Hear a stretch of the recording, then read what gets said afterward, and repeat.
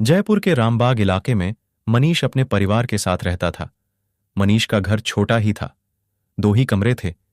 परिवार की हालत भी ज्यादा ठीक नहीं थी। वो एक फैक्ट्री में काम करता था और रोज अपने घर पर आके सोता था। घर आने जाने में काफी समय लगता था और सफर में वह थक भी जाता था। इसलिए उसने तय किया कि वह कल से फैक्ट्री में रहेगा। इस बारे में उसने अपने अपने मम्मी पापा से बात की तो उन्होंने हां कर दी।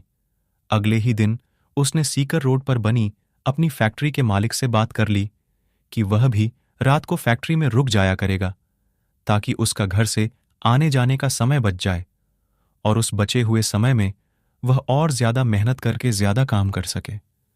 मालिक ने हां कर दी, लेकिन बात कुछ और भी थी।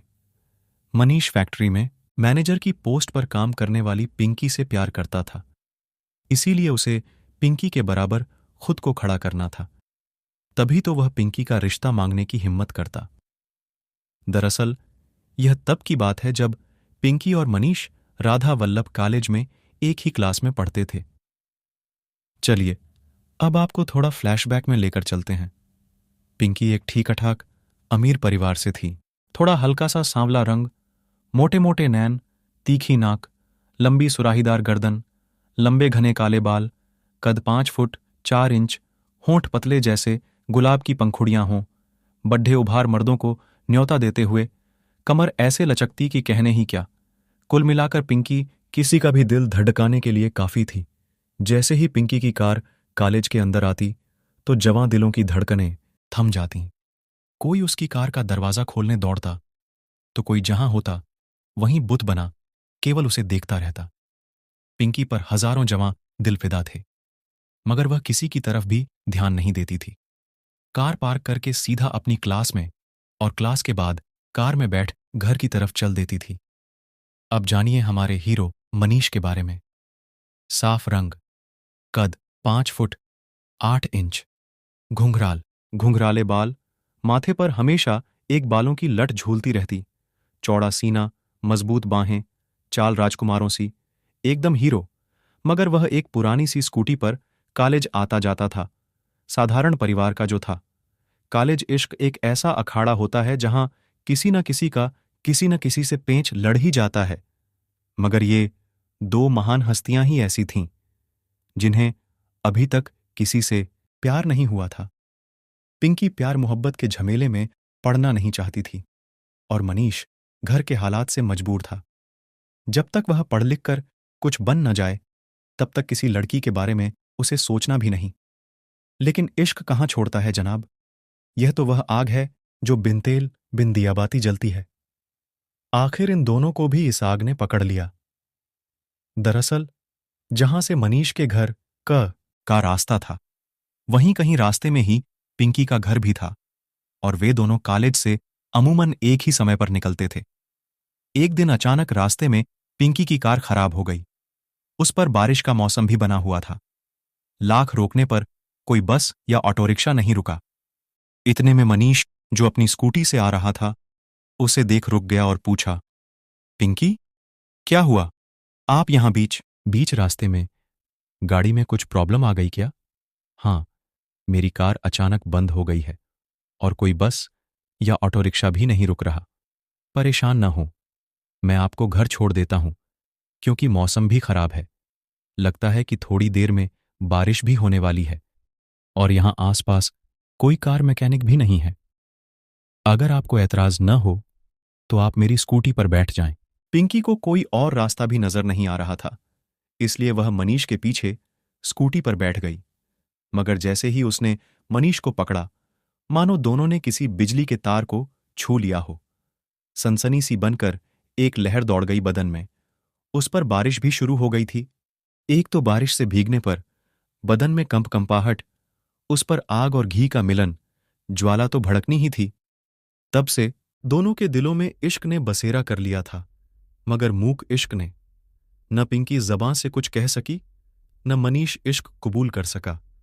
इत्तिफाक देखिए, पढ़ाई खत्म होने के बाद दोनों की नौकरी एक ही जूता फैक्ट्री में लग गई।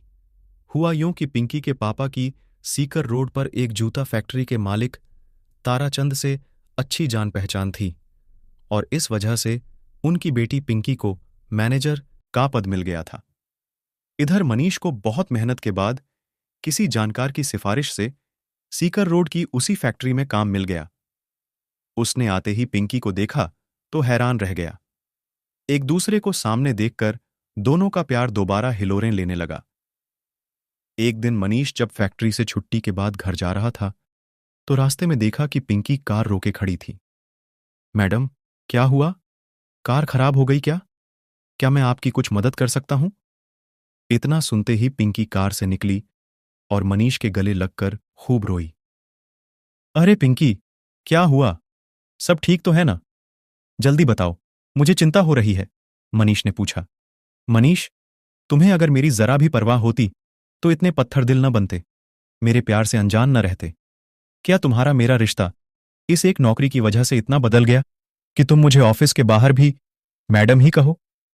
क्या मैं तुम्हारे लायक नहीं? नहीं पिंकी, तुम नहीं, बल्कि मैं तुम्हारे लायक नहीं हूं। इसी वजह से मैं तुमसे दूर रहता हूं। मैं जानता हूं कि हम दोनों एक दूसरे से प्यार करते हैं, मगर हमारा मिलन मुमकिन नहीं है। तुम ऐशो आराम में पली हो और मैं एक मामूली सा इंसान। तुम्हारे परिवार वाले इस रिश्ते के लिए नहीं मानेंगे, लेकिन मैं तो तुम्हें अपना मान चुकी हूं। यह कहते हुए पिंकी ने मनीष के होंठों पर अपने होंठ रख दिए। उस छुअन्न की आग से दोनों के तन जल उठे, मगर जल्दी ही वे संभल गए, क्योंकि दोनों को यह भी डर था कहीं कोई देख न ले। पर अगले दिन वे दोनों फैक्ट्री से जल्दी छुट्टी लेकर ताजमहल देखने गए।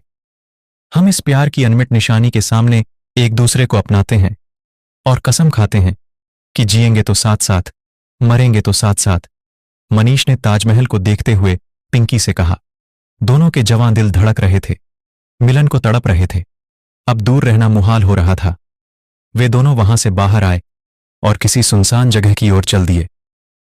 ज्वालामुखी जो अंदर दहक रहा था, वह न जाने उन्हें किस ओर ले जा रहा था।